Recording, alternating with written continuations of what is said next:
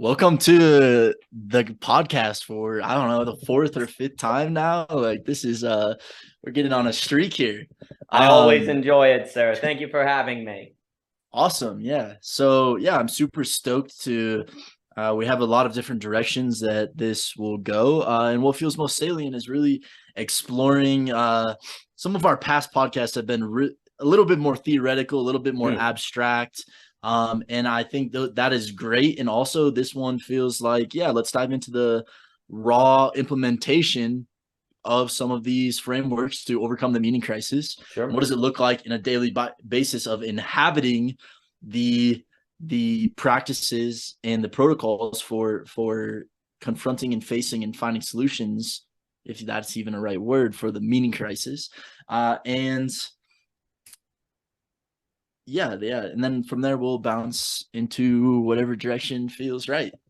Well, that's wonderful, Mr. Nelson. And I always enjoy the chance to speak with you, whether it be about beauty, the game theory dynamics of conversation, the work that you're doing. And I think what you're getting at there on bringing the question of the meaning crisis to this realm of practice and activity and things like that, that becomes really, really important because otherwise meaning could just be the definition of a word, right?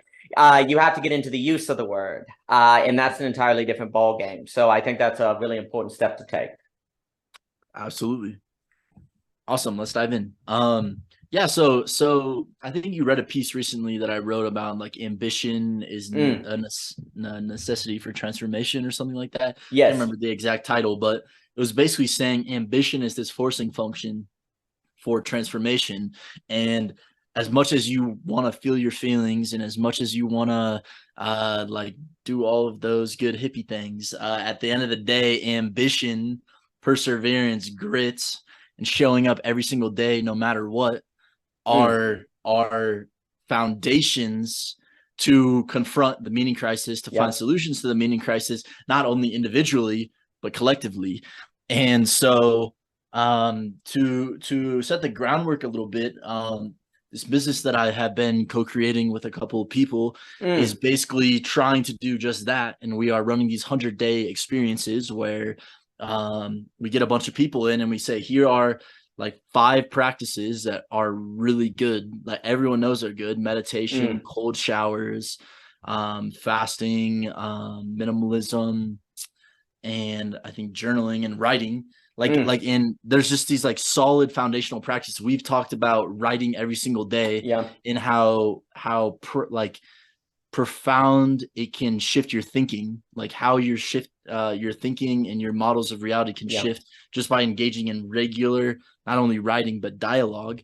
Right. So basically the essence of this thing is that everyone has done these things at one point in their life, most likely.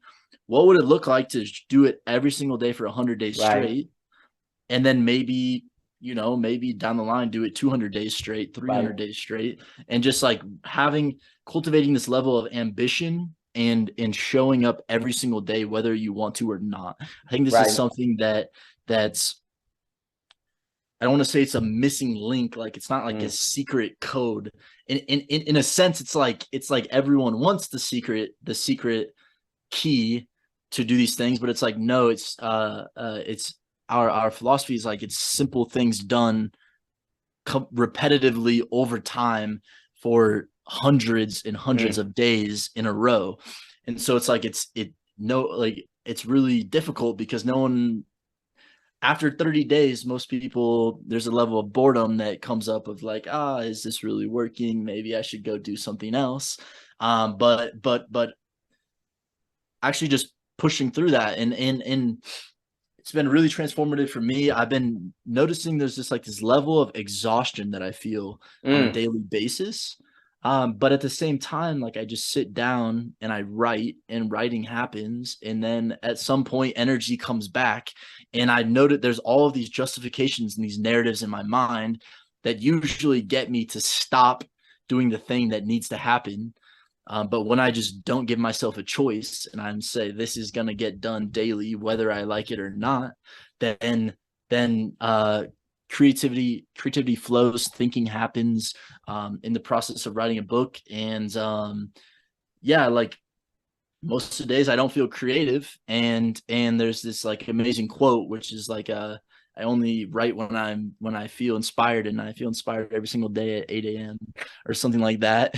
And it's Yeah, one of my favorite quotes, but it really resonates with the ethos here, which is um you can't really make I think there's something foundational about you can't really make decisions based on like the changing feelings of your day-to-day life, and there has to be some level of structure in showing up despite what the waves of your life are doing on a day-to-day basis. And ultimately, in doing that, solutions to the meaning crisis just naturally emerge, right. and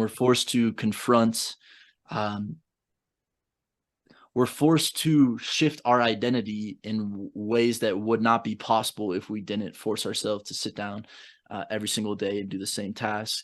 What I've noticed is in doing this, we're on day 30. I'm just doing for 30 days straight, but also meditation on like day like 80 or 90. And it just like at some point it creates it gives the space for internal material to surface, Right. whether I want the internal material to surface or not. And Right. so maybe there's like really difficult things that I haven't processed. Maybe there's a tension in a relationship. Maybe there's um, something in my worldview that I haven't confronted yet. But because I'm giving it space every single day to sit with it, especially with writing, I'm like, oh, there's these paradoxes that I are only being able to surface, and I'm only being able to meaningfully grapple with them because I've chosen for every single day for a That's half right. an hour That's to right. put my attention on grappling with these worldviews and trying to connect these disparate worldviews. So I'd Excellent. love to hear what's coming up for you on solutions to the meaning crisis by like just like radical ambition and perseverance in whatever domain. Well, that was magnificent. First off, I did a magic trick where I changed the color from blue to orange by ripping out the camera, because I had a talk with Cadell once on the counter enlightenment where it like was all buzzy for an hour, and I was like, oh my gosh. So I wanted to bring out the complexion of the orange with the suit there. So what can I say? But first off, you were saying a lot of extremely important things. When we talk about meaning, there's a few things that's kind of problematic about the word meaning. I can have meaning as in I see the meaning of the world is God's creation, or the meaning of the world is emergentism or something like that. Well, if I see that the world is God's creation, that doesn't necessarily mean I feel like I have a fittedness in that meaning, right? So you have a kind of macro meaning where you say, oh, the universe has meaning because it's not going to be lost in a heat death. And you have a lot of people now who have done great work on that. You have Brendan, who's done his book on emergentism. You have the Elegance of Reality with Bobby Azura, some of the people in the meta-modern space. Dr. Henriquez has done things on like, so you have meaning in the sense of the macro, which, by the way, you need that, because if you think that ultimately the universe is empty and nihilistic and they're suffering for no reason and what does it all matter, then you may have a discipline of writing every day that you find purpose and direction in, but it almost could feel selfish or like a distraction from the fact that the universe is going to end up in a giant heat death, right? So it's really important to have a macro meaning. However, just because you are able to have like a macro meaning where you say, oh, the universe is emerging to consciousness or something, that alone will not necessarily make you feel like you in particular know what to do with your day, right? And it is really important. I think it's super important with the meaning crisis to always keep in mind, I think it's still 90% of Americans believe God exists, right? And they go to a church. They may not affiliate. We always got to keep in mind when the Pew Research shows that church membership is down to 50%. That doesn't necessarily mean that only 50% call themselves religious. It may mean that they do not have official membership with a religious institution, right? So we have to keep in mind that the meaning crisis is probably not primarily for most people a result of them seeing the universe as empty and nihilistic, because they say still believe in God, or they still believe in Christianity or Islam or Hinduism or stuff like that, right?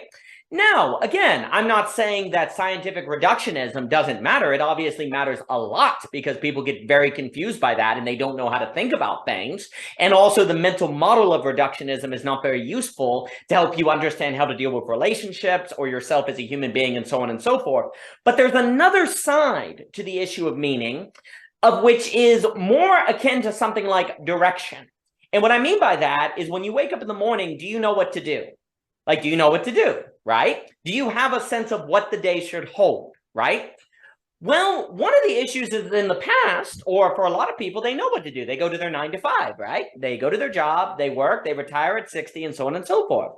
Well, we also realize there can be a problem with that kind of direction because it's a kind of empty thoughtlessness that you just do because it's what your parents did and what the society says. And then one day you wake up at 45 and realize that you've never done something that you yourself chose, right? Or that you yourself value, and thus you have a midlife crisis. Well, that's another kind of meaning crisis because that's the form of meaning where you have not found meaning for your own life in terms of your own fittedness according to who you are.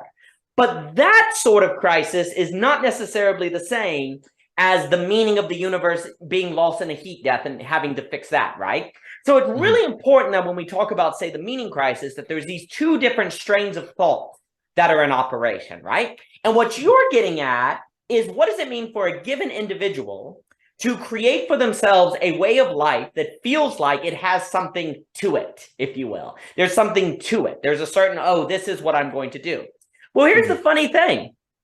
A lot of feeling like your life has meaning, which when I'm talking about that, I'm talking almost more like individual meaning, not the meaning of the universe question. We're now working down to the particular individual, because that's when you start talking about practice and business and discipline. That's where you're at, right? Your life, Ethan Nelson, Daniel Garner, that's where we're operating. The funny thing is, in order to find meaning there, you have to impose things on yourself that are authoritative, right? But guess what that means? That means you have to restrict your freedom. But we've kind of been grown up in a zeitgeist that suggests the more freedom you have, the more self-expression you have, and therefore the more meaning you have because you can create for yourself. Here's the thing. Creativity only generates meaning if it solidifies into a kind of necessity where you must be at the desk at 8 o'clock. You must take the soul tower and you must meditate. That's the little piece of the puzzle that a lot of people are like, oh, well, I want to be an artist. I don't know about every day painting at 8 o'clock. That seems like a little extreme, right? Well, then don't be upset if you don't have meaning, because meaning comes from the feeling that you get up and know what to do because that's what you exist to do, because that's what you chose to do. This is the move. You choose, I am going to write. And then you, like Nietzsche talks about taking a law and hanging it around your own neck. Like you create a law, like I am going to write every day at 8. And then you say, oh, and by the way, I'm going to suffer for this. Okay. I'm willing to suffer and sacrifice for this self-imposed thing. Well, right there, we have a culture. This is another. So we have a culture that basically assumes any restriction of freedom and possibility is bad. Well, that's going to end you up in a meaning crisis because in order to get direction, you have to impose something on yourself. And then we also have a culture that thinks it's irrational to suffer for something, to put on yourself suffering that you decide to put yourself through because you value it. Okay, so if that is another thing the society thinks is irrational. Well, right there, you're starting to see why so many individuals struggle to have meaning in their life, precisely because imposing something on you that restricts your freedom is frowned upon, and submitting yourself to difficulty is frowned upon because why would you do that? That seems silly, right? Well, what we're starting to suggest is those are two things that you have to oppose and fight through if you're going to have individual meaning, because this is basically what's going on. We have found that having a direction, because here's the other thing, like meaning and direction seem very tied together. Like individual meaning seems to be tied to individual direction, meaning direction almost like stage directions, like, oh, this is what I do at this time. I know what to do and I'm going to go through there because this is what I'm supposed to do at 8 o'clock, right?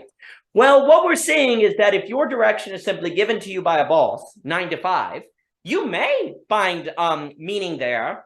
But here's the issue. It was easier to find meaning in a 9 to 5 job if you felt like you were part of a community, that it contributed to that community to do that 9 to 5 job, and you had a lot of social capital, right? And everyone had their 9 to 5, and we raised our families together and so on and so forth. Well, as you get the Robert Putnam bowling alone, the collapse of community, the collapse of social givens and things like that, and, you know, the belonging again stuff, then the 9 to 5 starts to feel really incapable of providing belonging because you can't even view it as contributing to a community that we're all part of, right? Well, the 9 to 5 was like the boss saying you have to be at this time doing this thing that you need to do, right? If the boss can't do that anymore, that means you have to do it to yourself. That means you have to impose it on yourself. And it has to be the move here in Hegel that I think is really important is the move from viewing determinations, like things you determine that you're determined to do, like right at the desk at 8 o'clock, you start to see them as necessities, a move from determination to necessity. This is necessary for me to be me. It becomes part of your very composition. You are someone who meditates at this time. You are someone who writes this way. And you start to identify with that thing you do every single day. Well, then it starts to change how you think. Then it starts to change how you operate. You feel the changes in how your mind works, right? You feel the changes in your body. Well, guess what? Those changes are you. When you worked a 9 to 5 at the wholesale, when you felt changes in your brain and your body, those weren't you. That's where you get the alienation. You're like, I don't even want to be doing this. But you start having changes in your being and constitution that are a result of the determinations that you have chosen, that you view as necessary for you to be you and to exercise your freedom in a manner that is not chaotic. Because, and then I'll give it back to you, the key here is there has to be disciplines that makes freedoms not just an expression of possibility, but freedom as an expression of the direction you want to go in. You are free in that direction, not by having open many directions. This is the key. We've tried to find meaning in options. You find meaning in direction that you choose for yourself, and then impose upon yourself as authoritative, not merely a possibility, but the thing that you're committed to. Well, that means there's risk. That means you have to face your fear. That means you could make a bad decision. You cannot have meaning if there's no risk. If there's no risk, you will not have meaning. If you cannot make a mistake, or you cannot submit your life to something that then maybe you look back on and say, why did I spend my time doing that? Meditation never helped anyone. If there's no possibility of a future where you regret the decisions you made, then it cannot create meaning, because you're not actually facing fear of that possible regret. And that's where you have to impose discipline on yourself. That's where you have to be willing to take a stand. And that's where you have to say, yes, I'm going to spend every single day writing at 8 o'clock. And yes, I know it may never get published and no one may ever read it, but I'm going to do it anyway. So meaning and risk are strongly, strongly tied together, because meaning ultimately will require courage. Without courage, it is very difficult to have meaning, because unless you can look yourself in the mirror and say, I am willing to take risk and I am willing to face fear, then it's difficult to feel like your meaning is anything more than a distraction. So I think what we see here is direction, meaning, courage, risk, discipline. All of these things are utterly necessary when you start talking about individual meaning, which again, the macro meaning idea like emergentism and Greg Henriquez, all of that is important, because if you do all of those things and you feel like the universe is ultimately arbitrary, what does it matter? But if you have the big picture meaning and you don't have this other side of the coin, you're going to be in trouble. And that's what we're talking about here. The side of the coin that takes courage, direction, discipline, giving yourself over to something. Those are all an utterly necessary part of the equation. Absolutely. Holy crap. Yeah, no, there's a lot there. There's a lot of good points that you just noted. I'll just riff on a couple of them.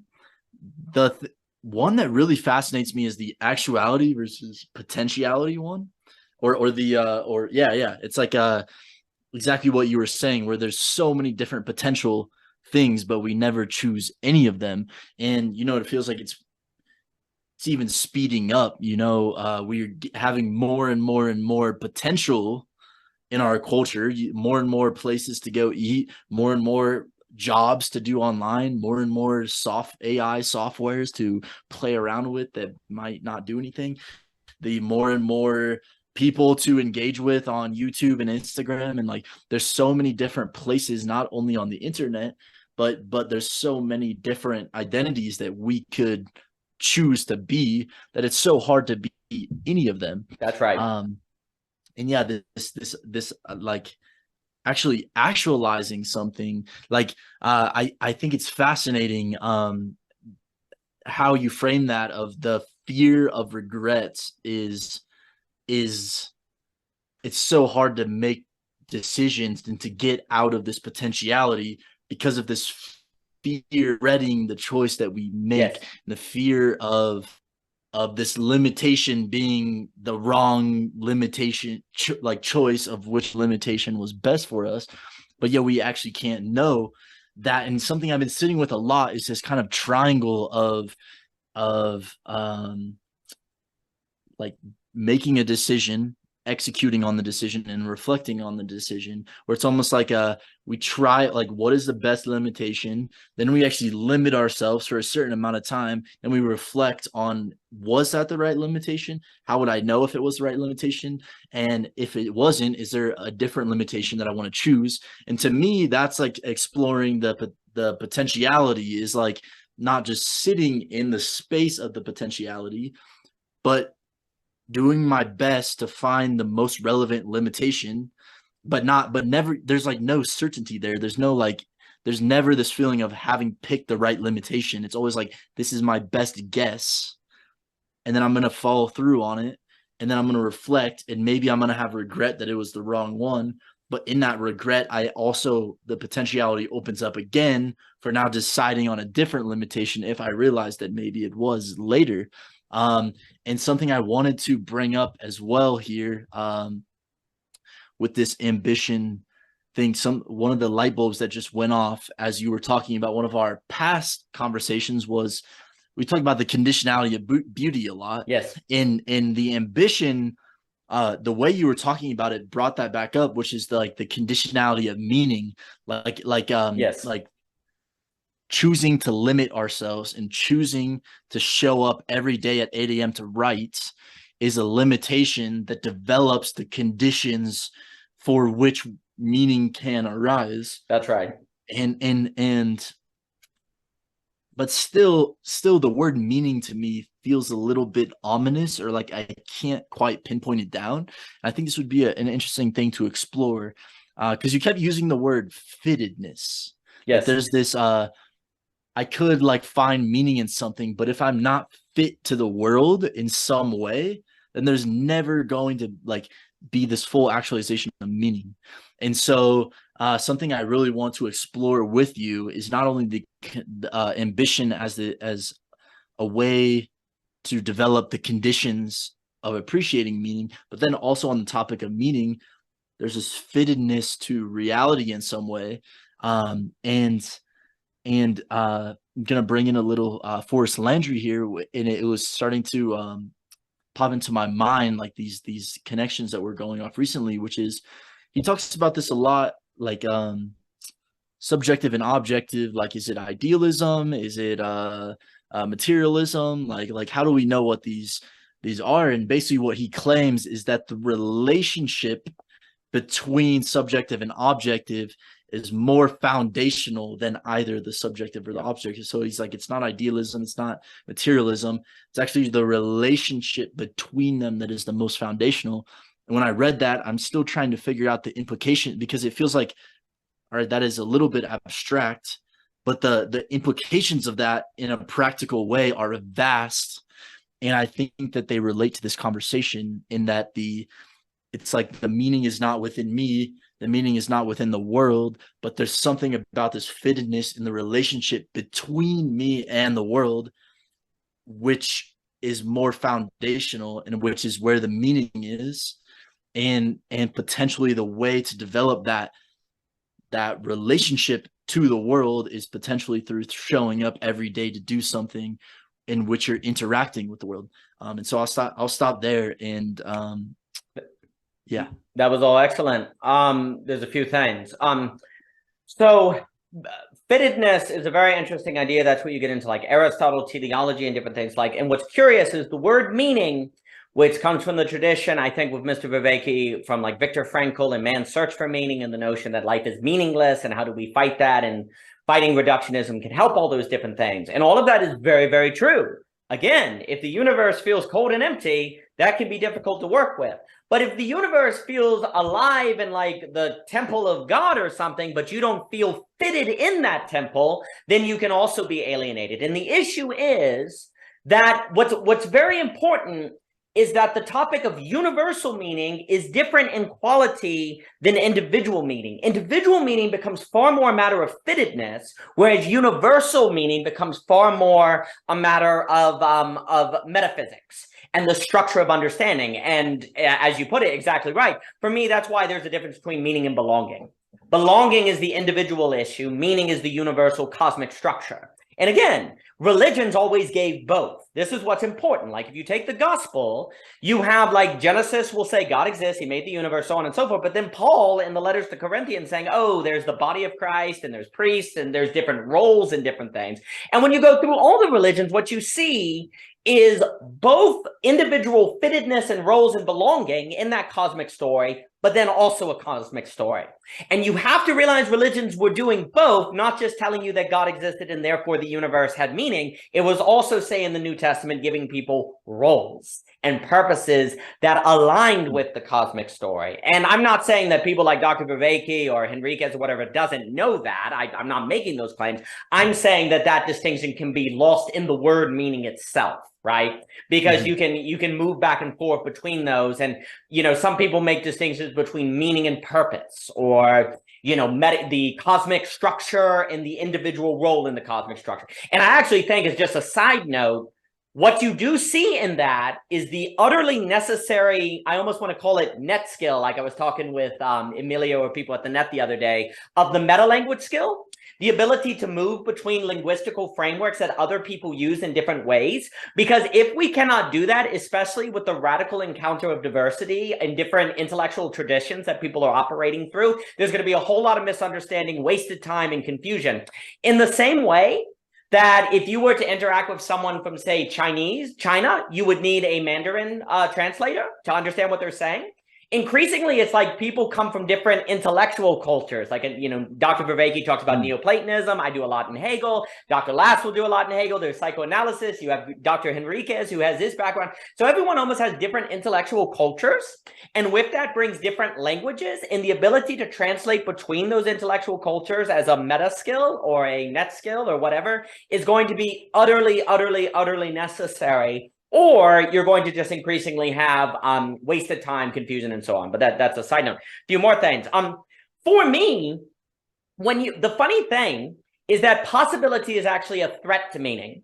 We tend to think that possibility opens up meaning because you can do more things. That's not actually necessarily the case. If you have too little possibility, you can't have meaning because you feel alienated. But if you have too much possibility, you also feel alienated because it all feels like, why should I do X instead of Y? And then if you do X, you can be saying, oh, I'm not doing Y, so I'm missing out. So there's actually a ditch on either side of the road, right?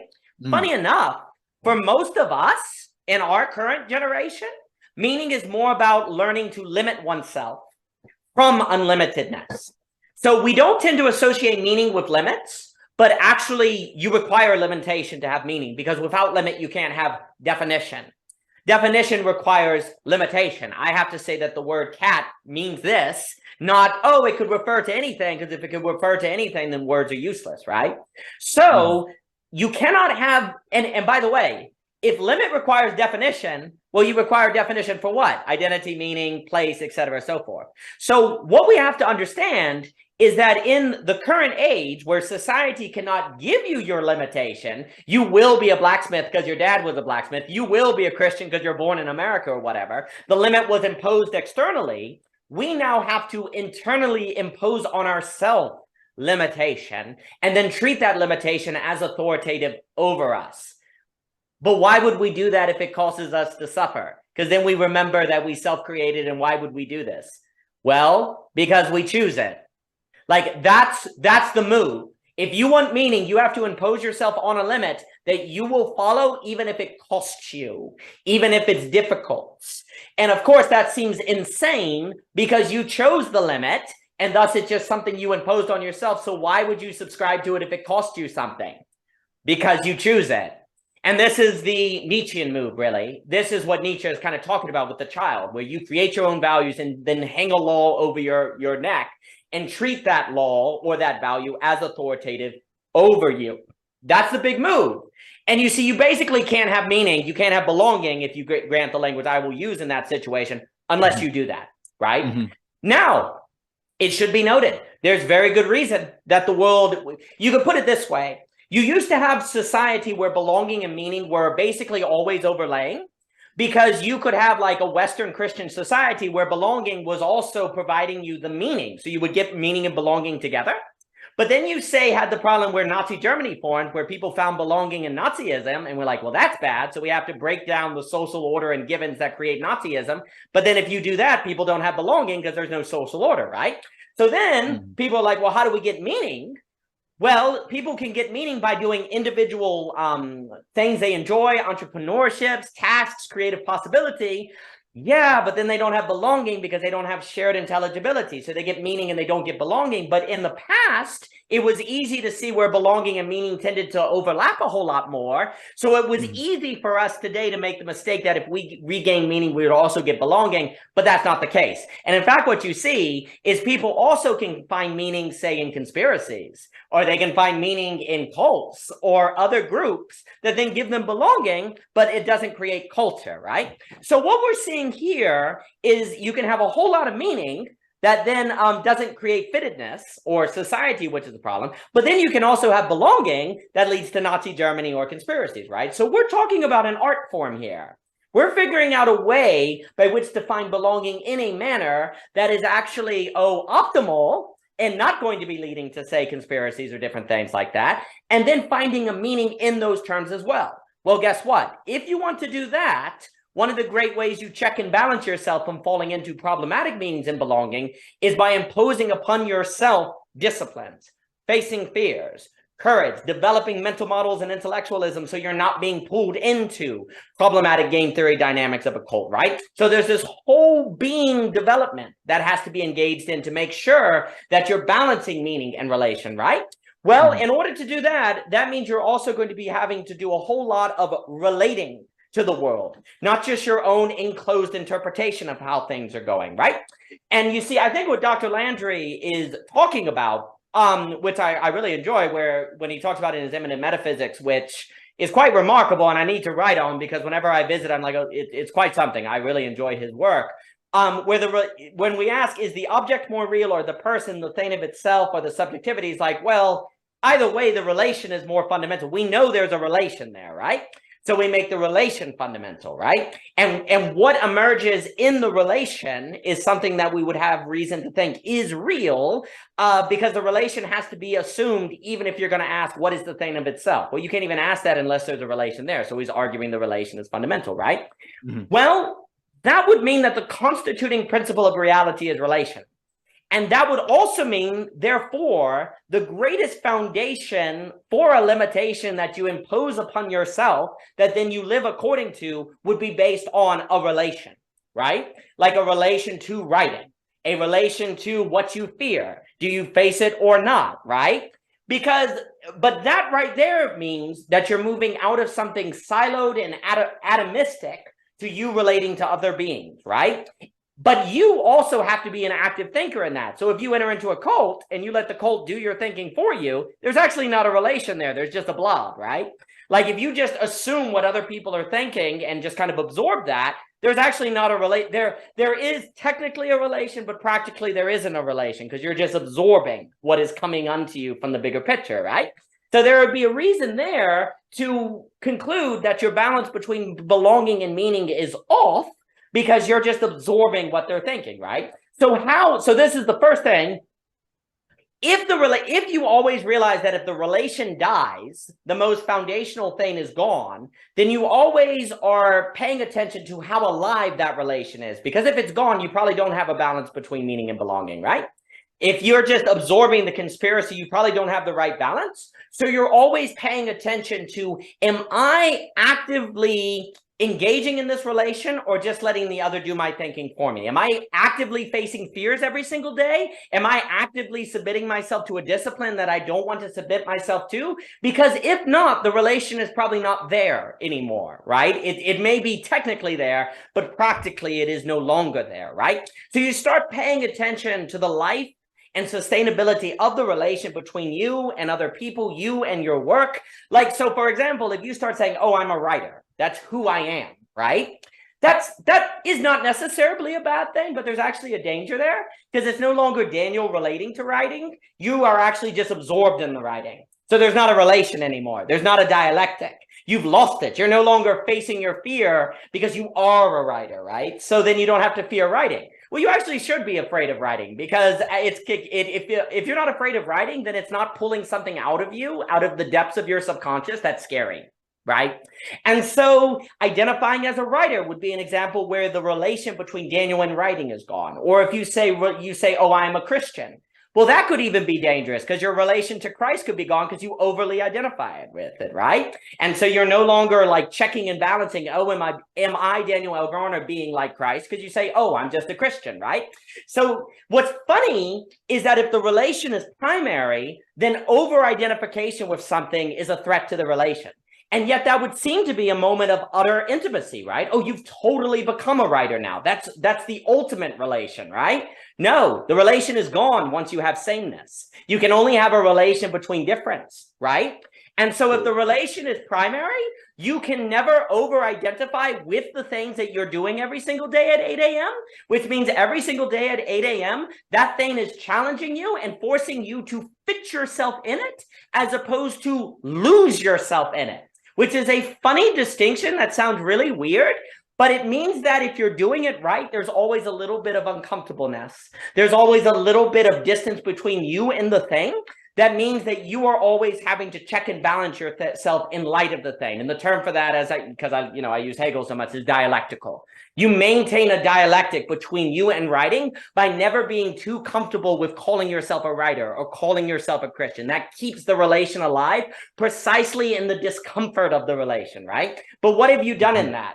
You've placed a limit on how much you can identify with being a writer, and that limit then becomes the source of the infinite creativity, right? So you have to put a limit to maintain the relation, and yet the limit seems like a threat to relation, right? Because don't you have true relation if there's no limitation? Well, that's what we thought. We thought that you get true community by removing all limitation, but that's actually how you have no definition. And without definition, you can't have a dialectic, and therefore it cannot perpetually challenge you in difficult ways that make you face your fears and that make you always be open to new possibilities.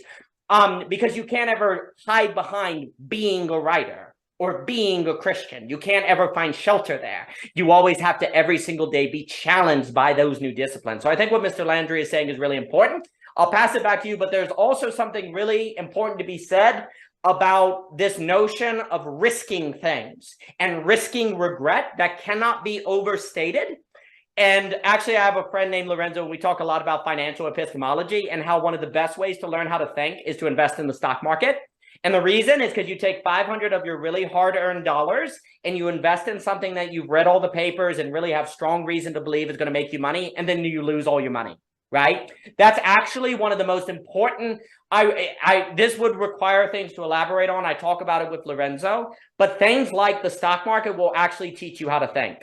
And I know that's hard to get because so many people now, like, they did the GameStop kind of almost gambling thing, but truly taking your money and investing in something and seeing like putting money where your mouth is and like really truly researching and then finding out you were wrong, even though you really had good reason, or maybe you were early, or maybe your thesis was right on NVIDIA, but that worked at $180 a share, but not $250 a share.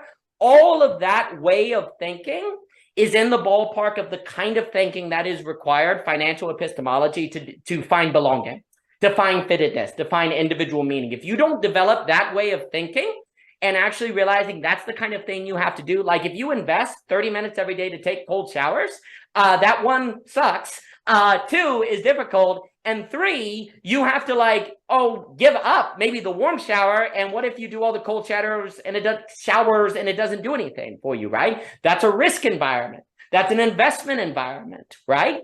And so that way of thinking also is part of it. But I'm a big fan of an ecology of practice, per se, of risk taking. Like taking risks for hard-earned money or things you believe in that blow up in your face. Like writing short stories is great. You spend all your time writing a short story that you think is really good and you give it to a friend and they say it sucks. That's a really important experience, because then you go, oh my gosh, I really thought this was a good story. And this person who I gave it to really did not like it. Wow. Can I trust my own sense of judging a story as well? Can I, what am I even doing? You really have to find out then if you mean it, that you want to be a short story writer. And it's also a revelation of how your brain presents the world to you in a manner that makes you believe that you understand it when you don't. because you didn't see that your sentence structure sucked. You didn't see that your characters didn't make any sense.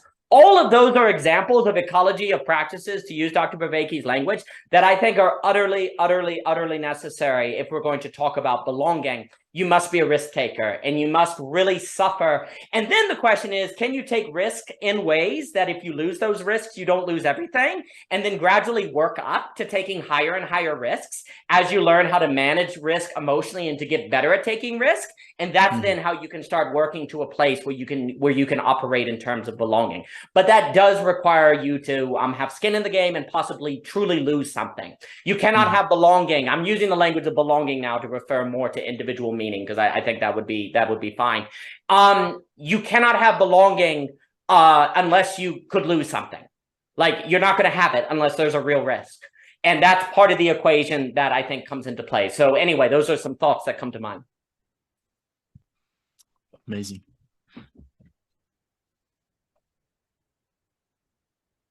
Yeah, there's a couple things here. I'm trying to just sit and digest a lot of what you just said.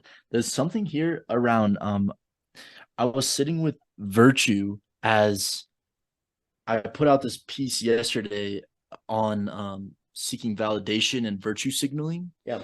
And I was like, all right, and I was asking myself, I was like, what is the root of like this like need for validation or this like virtue signaling, and like what is the opposite of it? Like what is the healthy alternative?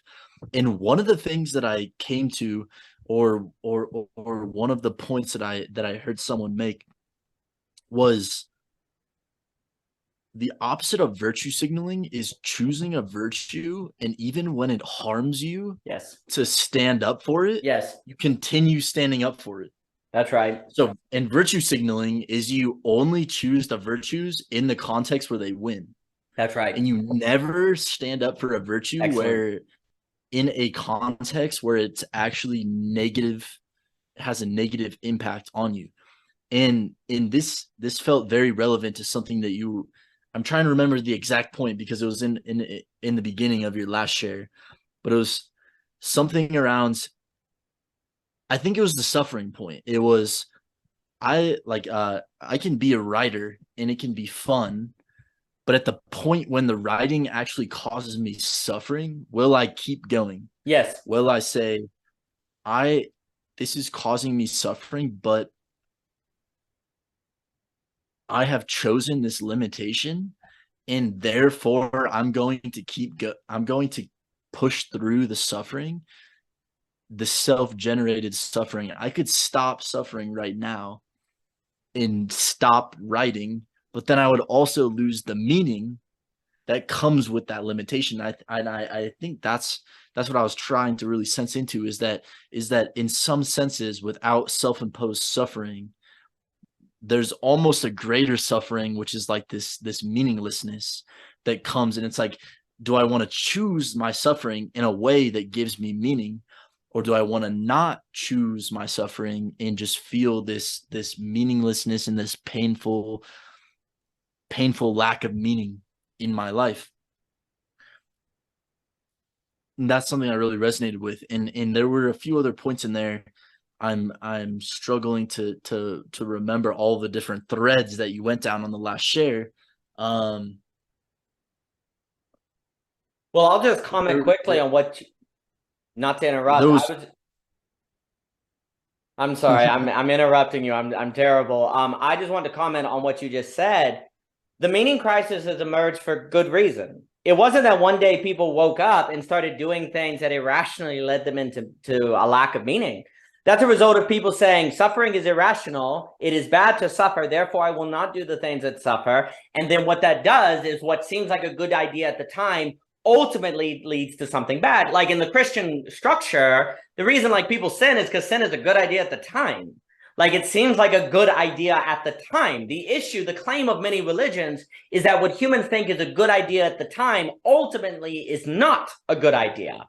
But that's why also there could be an emphasis on faith, because you have to have faith that like self-imposing this pain now will actually help you avoid a greater pain later on, but you don't see that later on. So if you do the thing, you never see what would have been. So you always have to operate according to a certain faith, but that is the necessary dynamic, right? So it's really important to realize Like, and then I'll give it back to you. I just want to comment on what you said.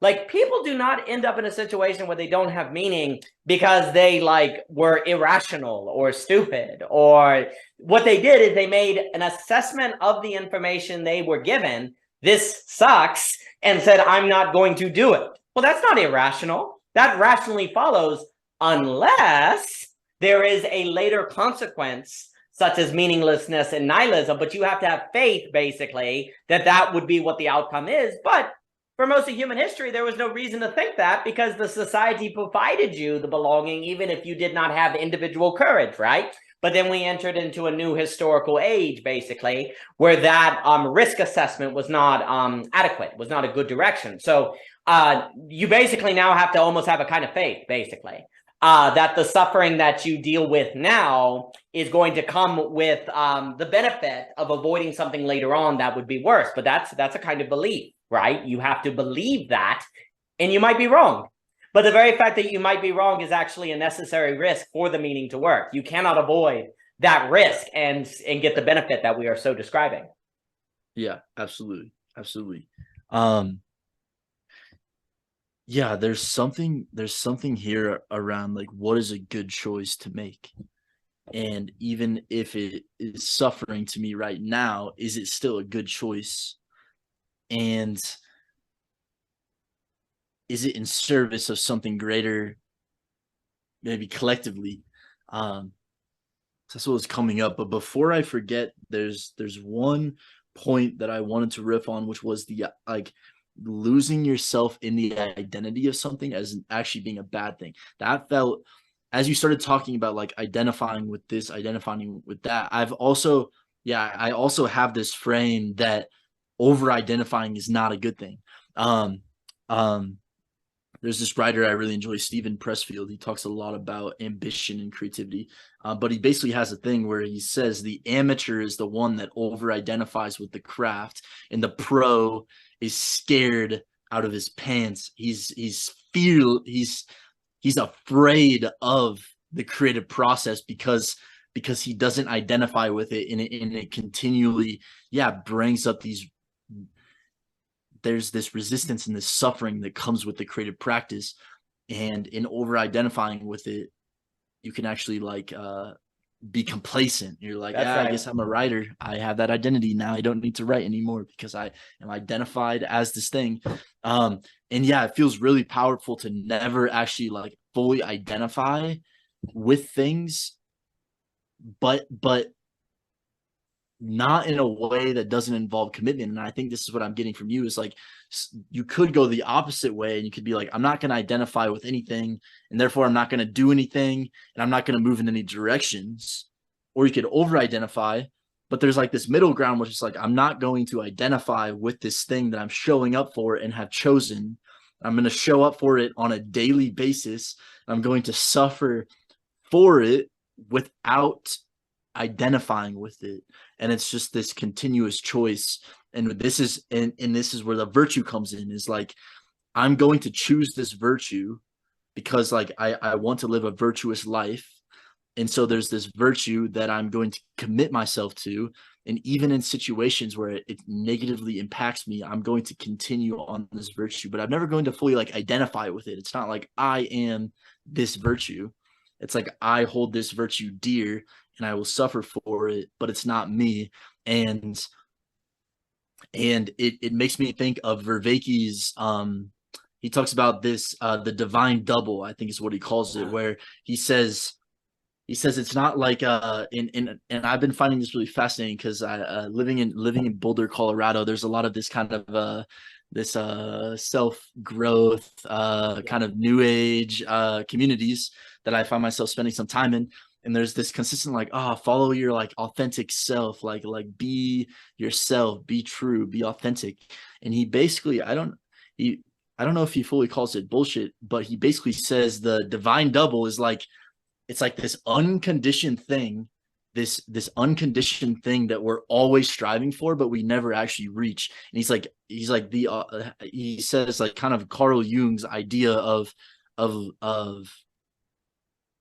I'm trying to remember exactly how he related it to Jung, but he was saying Jung basically, he wasn't talking about like this authentic self, and overcoming shadow is like getting more to your authentic self. It's actually stopping you from the things that are helping you strive in this relate, and I would imagine like dialectical relationship. It's like there's this thing that is like the more perfect version of me, and I'm always going to be striving and moving towards these values, these virtues, and this wiser version of myself. And in that relationship to this divine double is where the magic happens, not in this identification of it as like an authentic self or something like that, but it's always, there's always a relationship to it that is in service of us developing toward greater heights of towards that virtue. Absolutely. The human is a being of whom is optimal when engaging in paradoxical practices, because there is something about the human subjectivity that itself is paradoxical. Like the moment I refer to myself, I'm gone. When I'm not referring to myself, I'm here. It's almost like a video camera that when it tries to film, like this is from I'm a Strange Loop by Douglas Hofstadter. When you film the screen that the camera is pointing at, there's a certain vanishing. Yeah, that's exactly right. There's a certain vanishing that occurs. It's like that infinite aggression with the video camera, right? Yeah. The moment I refer to myself, I engage in that certain infinite regression that occurs, eternal regression. But then the moment I stop and the video camera looks away from the screen, we're all good, right? So then how do you identify, what does it mean to be a being that the moment you ask about your being, it's gone, right? Well, that means your being is most optimal in its becoming in moments of forgetting about being, which, if you think about, sounds like exactly the moment when it's least being, but that's actually because thinking is the act of reference that makes it vanish. So you cannot think. Please. Can you say that one line again, that in the act of forgetting is when becoming is most optimal? When you forget yourself, yeah, however I said it, which hopefully, I may never say it again, but who knows. The funny thing is the human being is a being that in the act of forgetting their being is most being themselves. Because when you think about your being, you are then a creature of whom acts like your being is that with references being. No, you are a creature that is being. So if you're referencing being by asking, who am I really? What is my authentic self? The problem is you are acting as if you are a being that fittedness is found in referencing your being as opposed to being your being. Becoming would be the Hegelian language. And so that's what ends up happening. But the funny thing is, there's also a danger of just being without ever asking, who am I? That then is simply causation, where you're just following determinations without ever making them your own, right? So here's the funny thing. The human being, especially in modern society where you no longer have societal givens to give you roles, you have to stop and ask, who am I? In order to determine what you are, which means to get to becoming, you have to do an act of which is anti-becoming. And this is the paradoxical situation that requires entirely new ways of holding ourselves that has never been needed before. Viveki talks about grip, right? And we've talked about conditionality and different things like that. Basically, what is being suggested is a new kind of conditionality that has not been needed before, which is the ability to identify with being the very being that vanishes in the act of asking, what am I, right? Whereas before, if let's say in the Christian West of the past, if you ask, who am I? It wasn't actually that you would reference yourself, you'd read the Bible, okay? So you wouldn't actually engage in that eternal regression dynamic. When you ask questions of identity, you would turn to the social order, right? Because that was the sociological givens. Today, when you ask questions about who am I, you don't turn to the sociological order because the givens are not there. You turn to yourself and ask, who am I? Well, now you're in the eternal regression problem, right? But what else are you supposed to do in order to determine who you are? So you literally must engage with the strange loop dynamic, of which the natural response to the strange loop dynamic is nihilism. Because there is no you, basically.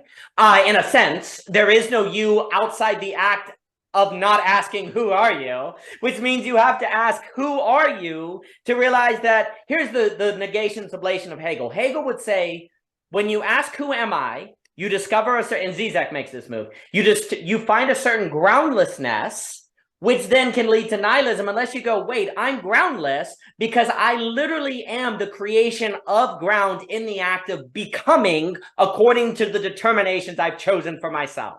So the very fact you do not have an authentic self is precisely the precondition that makes it possible for you to have a created self. There is no authentic self. There's a created self, of which is authentic because you chose it.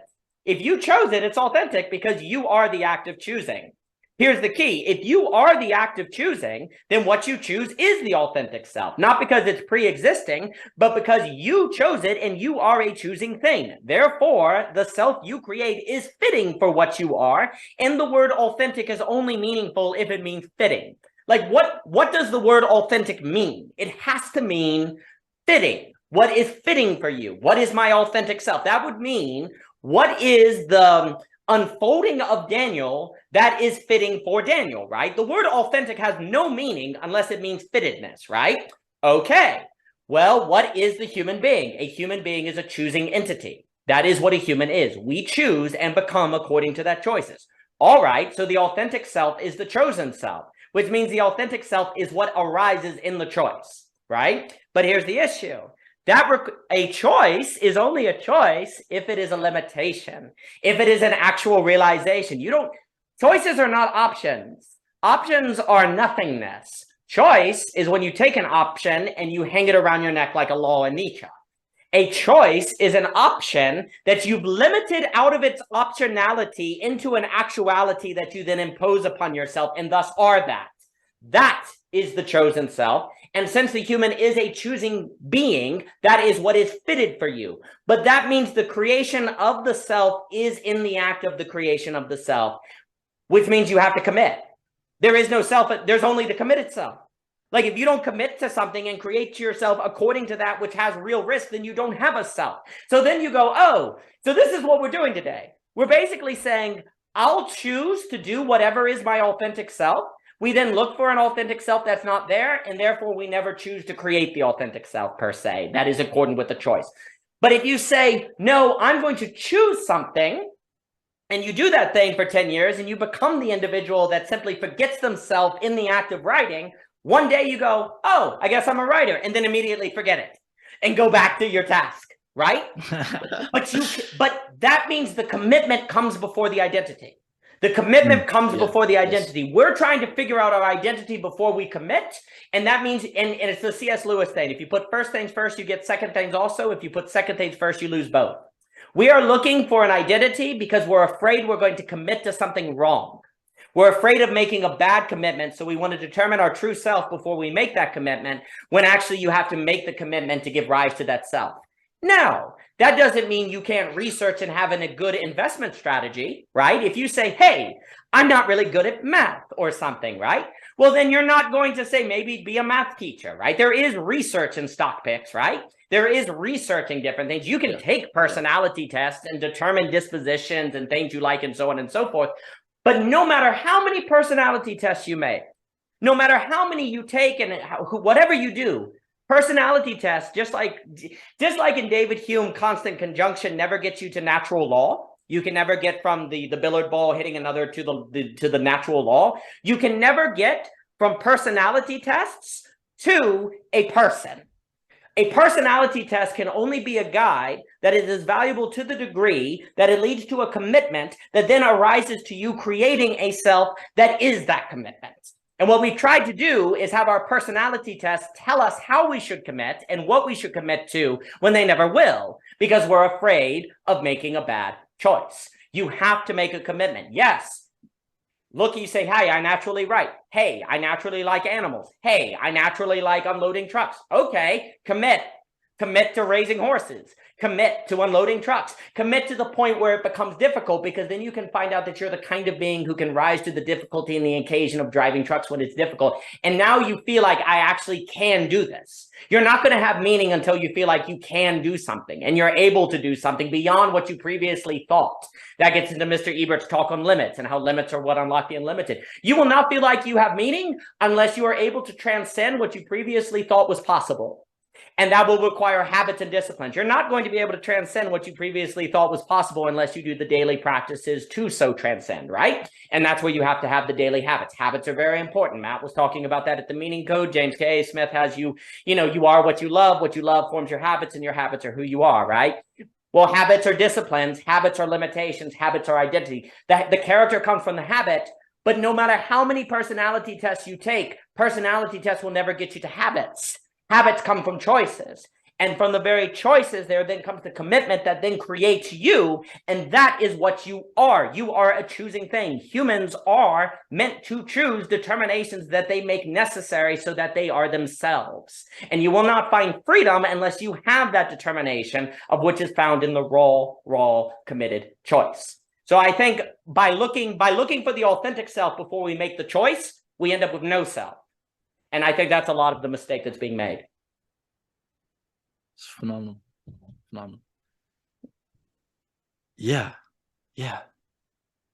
I really appreciate that thread of eventually the identity arises, but it's not a result of identifying with it, but doing the things which give rise to it. And then maybe you can like tell someone that you're this identity, but like what, like, but then because the habits gave rise to the identity in the first place, the identity is not very sticky. Exactly. Because what you're focused on is the habits and not the identity. Exactly. Whereas like trying to be authentic and find the identity, from what I get, it's like that is like trying to like attach onto identity and like make it sticky. Whereas the habits is like the habits are what stays, and the identities come and go based on those habits. That's right.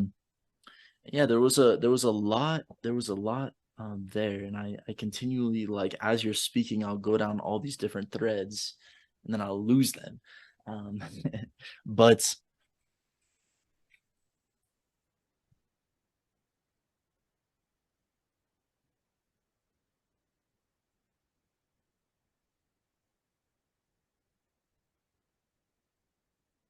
there's a lot of different threads I'm going down right now. One that came up was fittedness. When you say my authentic self isn't like this identity, it's that which is Daniel being fitted to Danieling, or Ethan being fitted to Ethaning, or whatever that process is of becoming and being fitted to. Yeah, all right. It's all coming back to me now. So I'm very curious to dialogue with you around what is this fittedness, like what is being fit to what, and yeah, there's this sense of, all right, you were saying the authentic self is not just like sensing into myself and trying to like form an identity and like use personality tests to find my identity, but rather, and this is where yeah, what I'm curious about is what does it look like to sense into that, right? I imagine you said like, yeah, you still do research, you still do the financial epistemology thing, you still are like getting some data on which stock to choose. You're not just like going random. And right. so there's this choice, but then there's also, in order to make a good choice, I think that was what I was really honing in on, is what does it look like to make a good choice that is fit?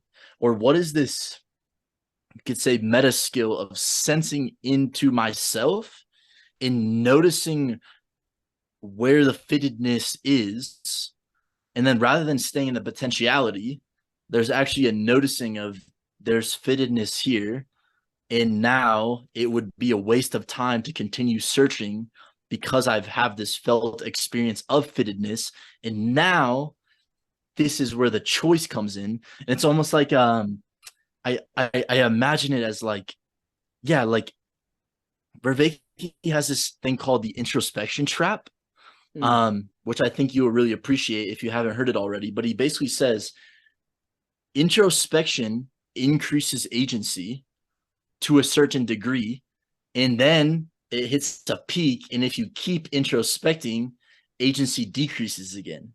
And so I think this fits in here as well, because it's like sensing into your system for fittedness increases like this relevance realization, in Vervaeke's words again, like this um and then once it's found, it's like, all right, now that process is no longer valuable because something has been found, and now let's go in that direction, and let's choose it and let's limit that thing. And the one last thing that I'll add is also kind of Vervaekean kind of way of thinking, but it's like or at least what I have got from his work is there's this limitation. You can never have, and we've talked about this, you can never have all of the options. You can never do all of the things. You can never write all of the things. There's this infinite thing that's the limitation is bringing the infinite into the finite.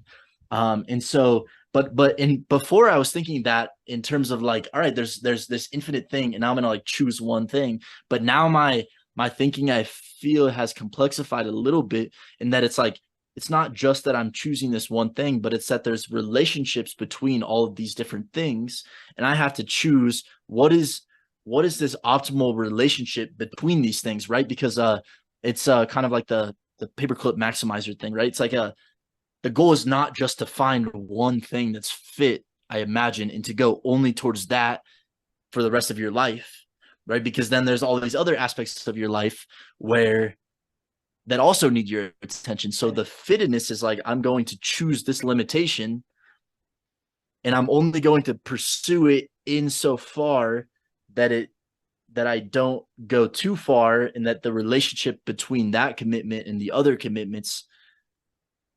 And so, yeah, there's like this sensing between, if I only write all day, every day, all right, well, I still got to pay rent. I still have relationships. I still have community, all of these things. So I'm going to choose to commit to writing, and I'm also committing to community, and I'm also committing to XYZ.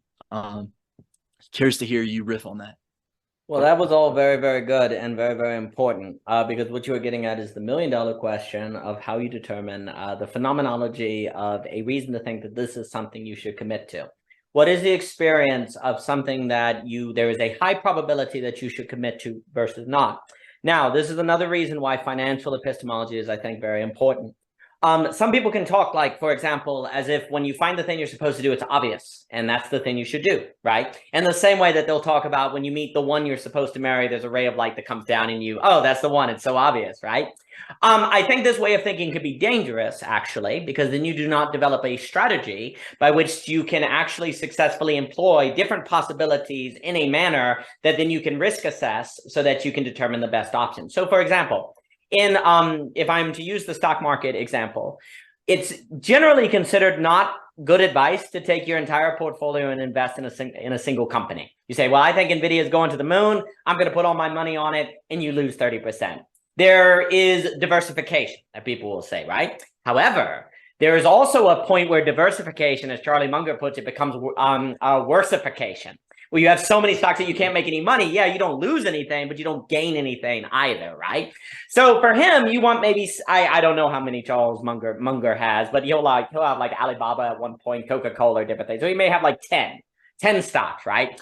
And he breaks up his money there. He doesn't have 1,000. You see some portfolio managers that have like thousands of options, and they don't lose any money, but they also don't make any money, right? So the question becomes the following. If you look at your life, ask yourself, are there 5 things, maybe there are 6 or 5 things, that the very experience of time is different when you do them? Like you'll suddenly notice 3 hours go by. Or you do them and you actually feel more like, say, energized throughout the rest of the day, right? Or you feel like your mind is structured in a manner that makes you more discerning so you don't end up in drama situations, okay? Say in relationships, right? Maybe it's 5 things. Maybe it's writing, meditation, taking walks, unloading trucks, working on a farm or something, right? These 5 things, right? And you notice that they're different. Okay, if there is a different phenomenological experience of these 5 things, then there would be reason to think that these 5 things have a higher likelihood of being fitting for you than, say, when you worked at the gas station, when you were doing truck driving, when you were doing other things, right? Because that experience of time was drudgery. Also, you didn't feel like you were good at them. You know, it's hard to feel like you have meaning at something that you're not good at. But you know what's funny? Good also can be problematic because there's a lot of people that are talented at something, and precisely because they're talented at it, they don't find any meaning in it because they could just do it, right? So there's this funny thing where actually it has to feel like you're good at it, but there's also room to grow. It's not merely excellence, but the possibility of possibility in sense of the excellence of the ability, right? Where you can work at it every day and get somewhere with it, right? Mm-hmm. Well, ask yourself in your life, are there, say, 5 things that you go, oh, okay, I actually feel like these are things I'm good at, but I could actually get better at, and there would be value at getting better at these things. For example, I would be able to make money that I could then take care of relationships, take care of kids, take care of my family, have the ability to change the world, because money can change the world. Money has a certain power to it, right? You say, yes, it's this thing. You say, oh, in this other thing, the more I do it, the better I am at avoiding drama. Stress kills. Personal drama kills. It makes life worse. If there's something you can do, say writing every day, that helps you structure your thoughts so you don't misinterpret people's intentions in a manner that lead into drama, there would be value there, right? So you go through these different things and you say, okay, out of those 5, I'm going to allot 2 hours or 1 hour every single day to those things. And I'm going to seriously commit to all of those for, say, a few months or 2 years or something, right? One of the things that really, really gets us also in trouble when we think about finding fittedness is we think all or nothing. I do it for the rest of my life, or I do it for 1 day, and if it doesn't work, I stop forever. There's a whole lot of like middle ranges, like 6 months, 5 months, 1 year. Our minds don't think in terms of like, so for example, when you're talking about developing habits, it takes longer than a month to develop a habit. It doesn't take a year. It takes like 5 months to develop a habit. But our brain is so like messed up. We tend to think that habits like, oh, I'll never be a writer, would take 10 years. No, it will take like 4. It will take like 4, not 10, not 20. It's like these really unsexy numbers, like 4 or 4 in 3 months or something, right? But that's not how our brain thinks. But when, like, so for example, in a portfolio, you say, I'm going to hold NVIDIA until I lose 20%. You have like a stop loss, right?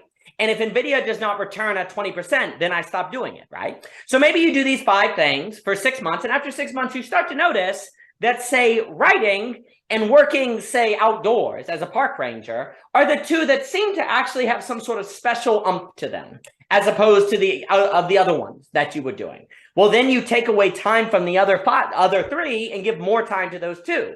Now, you don't entirely drop the other 3. You just start allocating less time to them, right? Because you're not 100% sure yet that these 2 are the 2 that you're going to really commit to. But you start moving your time around relative to the transformation of the quality of the experience, which means you have to pay attention to that, right?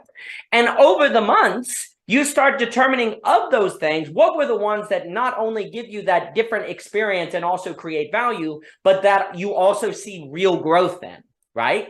And you feel growth in that you can share with others, and you also have a feeling of excellence. Well, then you start allocating. So people in the stock market, they'll say, well, I'm really good at small cap, but I'm not really good at cyclicals or tech stocks, right? And some people go, oh, I'm really good at long investment, but I'm not good at shorting, right? Oh, I'm really good at option chains with puts and calls, but I'm not really good outside of that, or bond market or equity. There's all this variance that people come to pay attention to what they're good at, and then they start to focus on that. I really do think that investment as a metaphoric structure for thinking this is really, really important. But to learn how to do the market, you have to what? You have to take risk from the very start.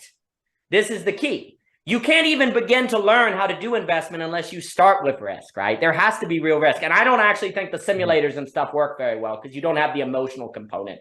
You don't learn to do this. You don't learn how to invest until you have that feeling in your stomach that's really, really sick because you lost 20% because they missed earnings, right? You don't get that feeling of what it's like to pursue a passion until your mom's telling you you're wasting your life, right? Then you have to have the real emotional encounter. And so but there has to be risk from the start, right? So it goes with homing in on that thing. A lot of people want to home in on that thing they should do and then take risk. No. The entire process of homing in has to involve the risk. Now, the first 6 you start off with, you can just base that on your life experience. But by the time you get to be 20, 25, 26, 27, you will have naturally gone through life experiences that will probably give you a pretty good phenomenological indication of what maybe 4 good bets are, right? Of things that you should allocate more time on. Start there. And then as you start on those, maybe you have new experiences, but here's the key.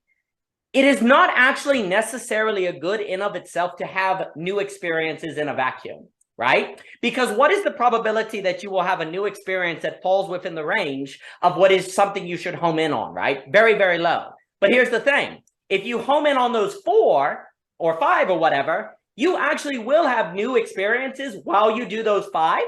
And the likelihood that those new experiences actually could be new things you should invest in is much higher because of the starting position already being something different in quality that you engaged in, right? So you begin a process of experimentation, but this is the key. The experimentation is informed by a close attention to the phenomenological experience of the thing, and it has risk from the start, and you are actively allocating as you undergo and start to determine what you can be good at and what you cannot be good at, and so on and so forth. So let me make an example. I had a photography business for a very long time, Frozen Glory photography. I took very long walks in the woods. I enjoyed nature and things like that. Well, so I did a lot of photography. I started writing science fiction novels when I was like 10 or whatever. I also enjoyed business. I did the Frozen Glory photography and different stuff. I also sang in choir. I always liked music. And those would be some good examples. Okay. Well, I don't really do as much photography at all like I used to. Why? Because even though I had a successful business and I did weddings and did all sorts of things, it became clear to me that there was a kind of diminishing return, as Viveki is talking about. It was not something that I really, really wanted to pour any more time into.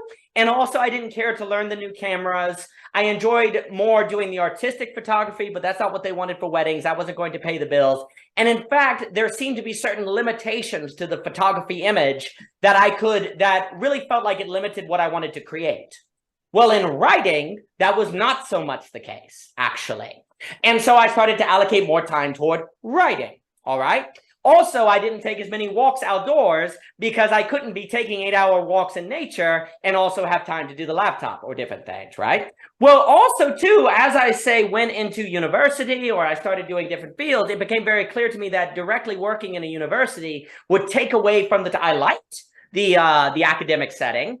But I also did not like not having time to work on the things I wanted to work on because you were stuck in bureaucracy. And also it felt like there was a lot of competition and silliness that went on in the college place. So I was like, well, I don't want to really do that. I don't want to be part of that, even though I like the environment, right? And so gradually what you start to do is through time and experience and paying attention to how you naturally interacted with something. You know, everyone's like, oh, you should be a photographer. You should do choir and different things like that. Well, yeah, I like doing it, but through time, the phenomenological experience changed and sort of refined to the place where you go, well, the thing you really, really should focus on is more so writing, for me in particular, and doing jobs that are more blue collar so that you can do that writing.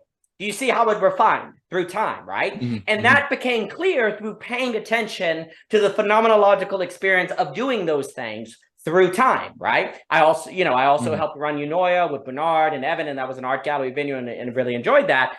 And that was also something that I kind of still do in a way with the venue, but it's not the prime thing I do. It's like the secondary thing I do, right? But I have to pay the bills, and if I don't pay the bills, I can't do the writing. So you gradually have a process. Now here's the thing. I also did like Chinese weapon fighting and different things, but I never was like, oh, I want to be a black belt at that, but I did enjoy it. So I don't really do much of that, right? Even though that was something I really, really enjoyed and still enjoy to do, right? So what you see here, now maybe I could be a NASCAR driver. I don't know, but I have nothing in my experience that would suggest driving a NASCAR or driving cars or something would be one of the things that I find meaning in. There's nowhere in my life story that's there.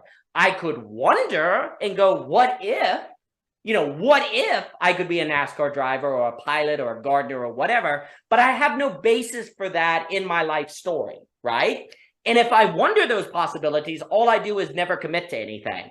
because I'm always trying something new that I haven't tried yet, right? Well, what if you Mhm. traveled more? Maybe you'd have new experiences. Well, guess what? Traveling costs money, and there's always places you don't see. Traveling, it's not that traveling is bad, but you have to impose certain limitations on yourself so you become good at the thing that you have decided based on this experimentation that you are fitted for, right? Mhm. And then you commit to that, because if you don't commit to it and you're always trying new things, you end up doing nothing because you're always trying. You don't do Mhm. things you try. You do things you commit to, and the trying is in the commitment. I'm not saying don't try that, but what we have is a culture of just trying. And trying it means basically tasting, like tasting different wines but never buying a bottle, right?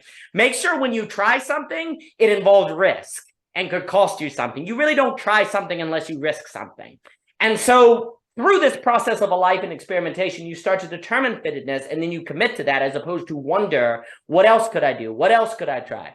Could I have a different job than a wedding venue? Could I have like a different thing? Yeah, but I'm good at the wedding venue thing. I mean, no one has told me I suck yet, so I have reason to think I'm good at it. And also, it just makes sense to me when I do it. Like, there's a Mhm. logic that just kind of flows between those setting up chairs, talking with people, working on the different. There's just a logic to it. Likewise, when we do Mhm. ideas or the story, there's a logic that just is apparent to me. I'm not saying that it's magical. I'm not saying other people don't have it, but there's a certain fittedness that you feel in the doing of it.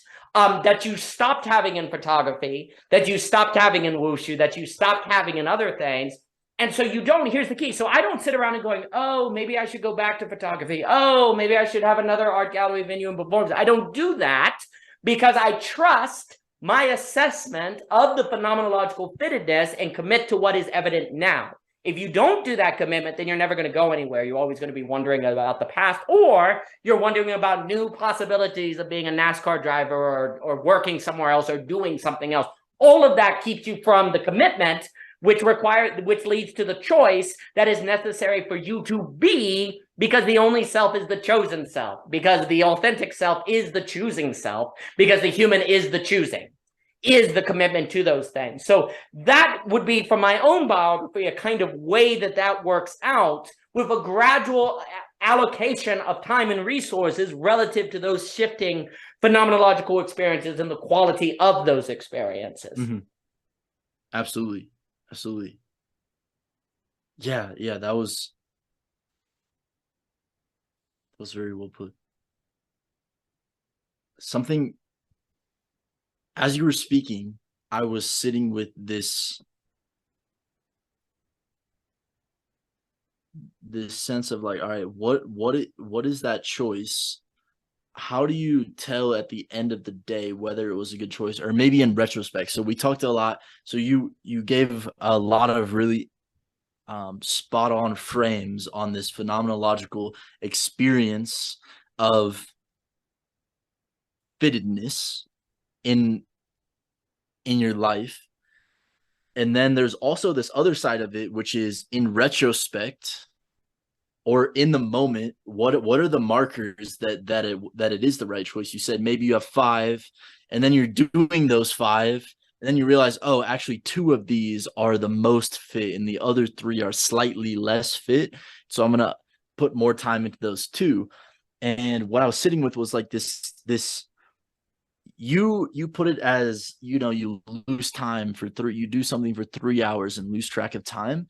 And yeah, that's really excited. It feels really spot on. And I think the reverse of that, the like that, but the opposite definition of like, um the things that when they become super difficult, you're able to weather through the difficulty, and there's enough meaning there that the meaning itself trumps the pain of the difficulty. So I almost view it as like, there's so many things that I know when I've started, when it got really painful and really hard, there was not enough meaning.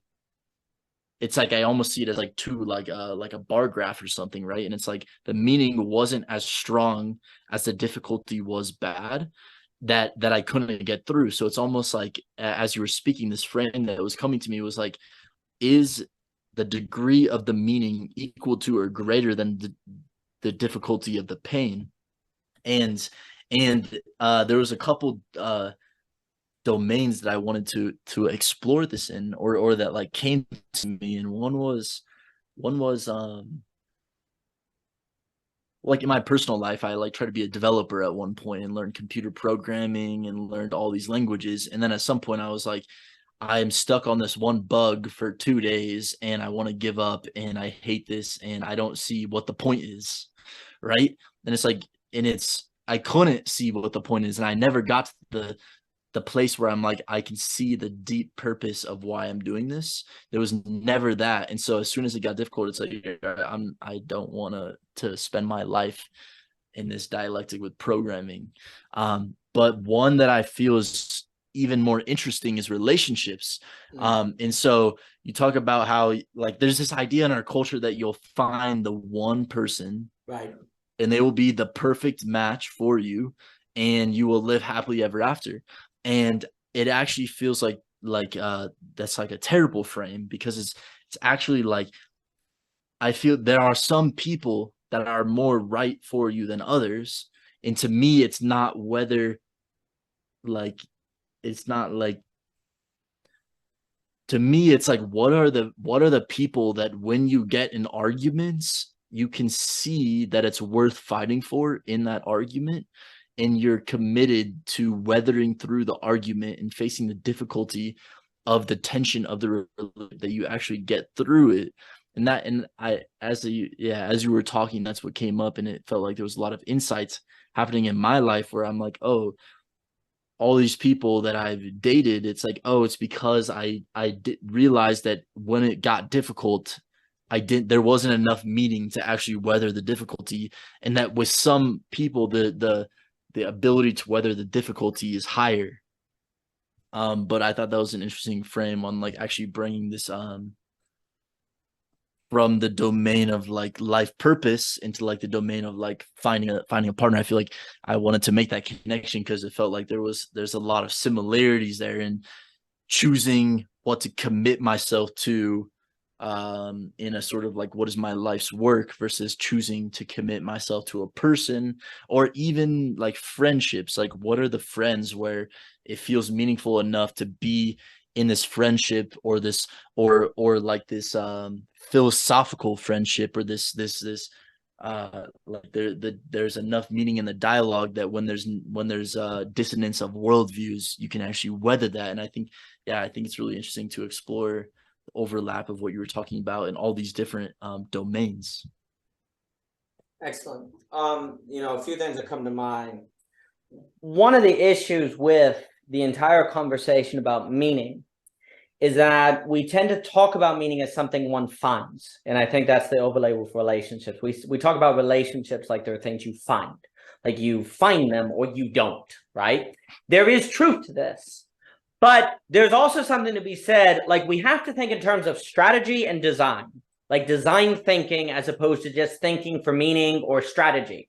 Now, it's hard to use the word strategy because that sounds like plotting, right? But everything I said about the portfolio is a kind of design thinking, where you're saying, okay, these are based on unique phenomenological experiences, reason to think that one of these five is perhaps something that I should really, really, truly commit to the point of like almost obsession, but in a good way, like a habiting, or maybe two of them. So how do I design my day so I can give the experimentation space for the experimentation to determine where the likelihood of the investment will be most greatest return, right? Well, that's all kind of design thinking, right? Like you are thinking in terms of design. You're not merely sitting back and saying, oh, I want meaning, therefore I'm going to go find meaning and look for it. No, you have to be active in the creation of meaning.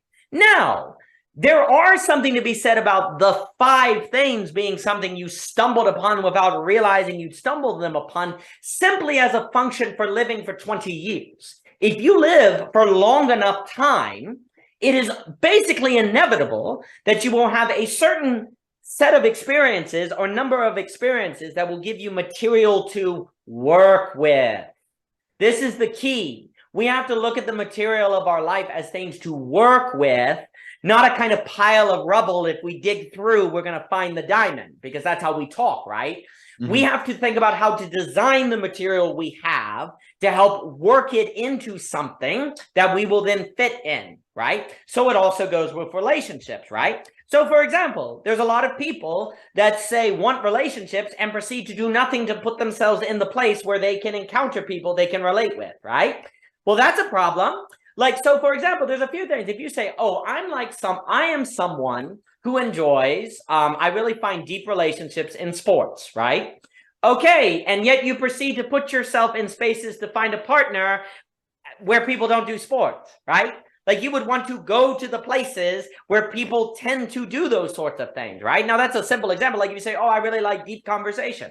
Okay, are you hanging out in the places where people have deep conversations? If the answer is no, then you are not creating the conditions to increase the likelihood of encountering a relationship that would probably be one you would want to work through difficulty as opposed to see no meaning in working through the difficulty, right? So what are we saying here? We are saying that there is a active but also not entirely controlling dimension. You're not going in and like forcing someone to relate to you, but you're putting yourself in the place where then the material that you have identified as something that you resonate with can arise to something as opposed to just kind of occur like magic. We talk about meaning as if it appears like magic.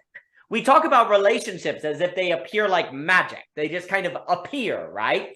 Well, it's more like does a sunset, I'll use the example from earlier conversations, do sunsets appear like magic?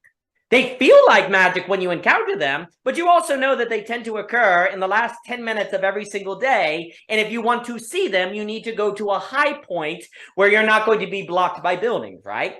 Sunsets are magic in the experience, but the experiencing of sunsets is not mysterious. It is quite clear what the conditions are so that you can see the sunset, right? It's actually quite similar with meaning.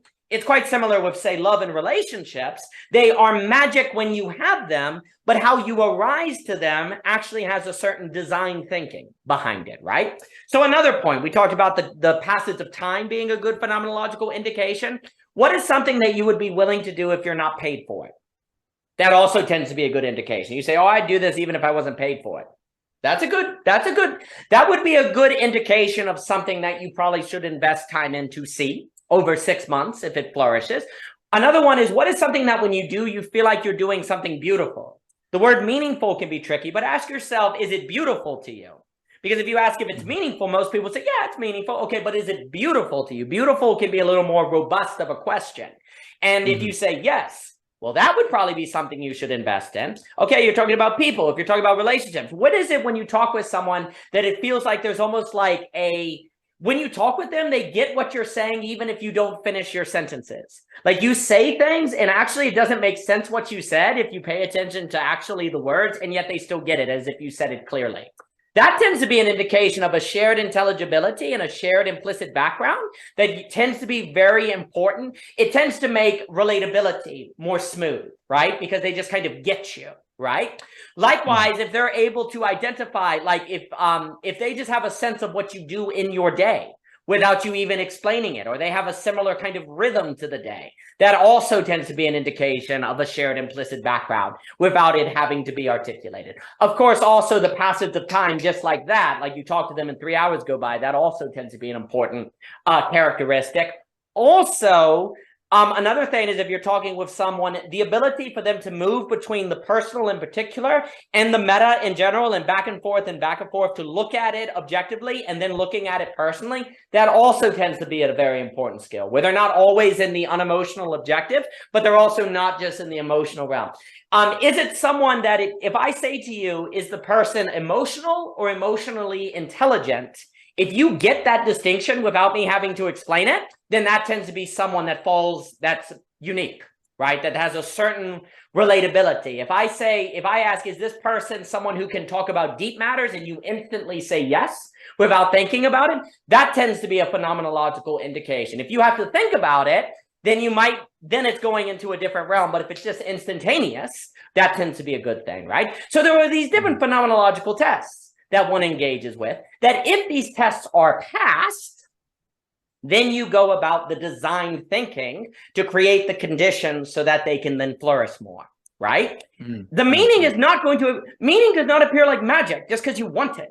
Relationships do not appear like magic just because you want them. You have to create the conditions of which you have reason to think you can create based on these unique phenomenological experiences. But the phenomenological experiences are not a guarantee. They're an indication of a likely possibility or of a higher likelihood of a return on investment per se, if you create the conditions. But then you have to put yourself in those conditions and commit and take on risk and be vulnerable. And you might ultimately be wrong.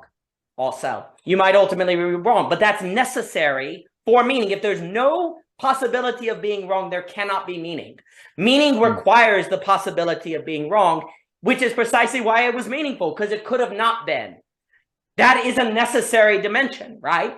That's why love can be meaningful, precisely because love can be hard. If love can't be hard, then love can't be meaningful. There has to be the possibility of love being hard. Love has to overcome for it to be something more than mere liking. Right? And so here's the key. The very difficulty of meaning is the possibility of meaning. The very possibility of losing meaning or regretting the things that you thought would be meaningful are the precondition for the possibility of the thing being meaningful. So the question becomes, what is the best way to go about design and conditioning and strategy, if you will, to have the highest possibility of the quote unquote return on the portfolio, on the investment? And that requires a deep phenomenological analysis and then a commitment, the actual investment in the stock, the actual going through with it to see it come through. And if you don't do that, well, then you can't have meaning. In the same way you can't make money on a stock unless you put money on it and risk the money on the stock, right? Meaning has to come with that risk. And then simply one's phenomenology is basically their research of the stock. In the way that people read earnings reports to research a stock in a company, your phenomenology is your research material for the portfolio of your possible meaning and belonging that you can invest in. But you have to think about it that way. Otherwise, you're just kind of sitting around waiting for it to happen. It's not. It's not. Well, again, if you existed in a pure Christian society and the external world could give you the Christian role that then you do and it was given to you externally, maybe there'd be a chance of that. But the risk of that is Nazism. The risk of that is closed-mindedness and totalitarianism, right? If you don't want those risks, which there's good reason not to want because World War III doesn't sound appealing to me, well, the precondition for avoiding those terrors is to learn to think in the way that is being so described, according to this financial epistemology and strategizing. But that's what we have to do, and that's what we have to employ using the material of our own phenomenological experience. Phenomenal. Wow. Thank you again for another amazing conversation. Well, I always enjoy it. Yeah, that was it. It always blows me away, and I always feel like I'm at my edge and like I'm being pushed intellectually in these conversations, which is a good feeling. Feels good to really sit with these complex ideas into the frames that you bring to these things that I'm thinking about are always so different. They're always so getting at the same things but using different language and almost like from a different angle, which I really appreciate. And yeah, I just want to say thank you again for recording the podcast, and hopefully many more to come. Well, I enjoy it very much. This is a very, very important topic, and I'm happy to speak about it anytime on the particular identification of the experiences of which have the highest probability to be the things that if you commit to can generate the meaning of belonging. And because I think actually all of that has a lot to do with relationships as well, that people struggle with, like love and community and things like that, right? I think it is all sort of connected, and bringing in a risk portfolio and then a commitment portfolio, way of thinking like you're bringing to the table, and actually going through and how that changes your way of thinking and how that changes your structuring in the world. That is all an utterly, utterly, utterly necessary piece of the puzzle. And if it's left out, the puzzle can't be finished. So I appreciate the work that you're doing. Thank you. It means a lot. And likewise, wish I had more time to read all of these amazing pieces you're putting out, but I get a couple here and there, and I get as much as I can. Amazing. Thank you so much. I've enjoyed it, Ethan Nelson. Thank you, sir. You have a good evening, sir. I've enjoyed it very much. Best to you, sir. Thank you.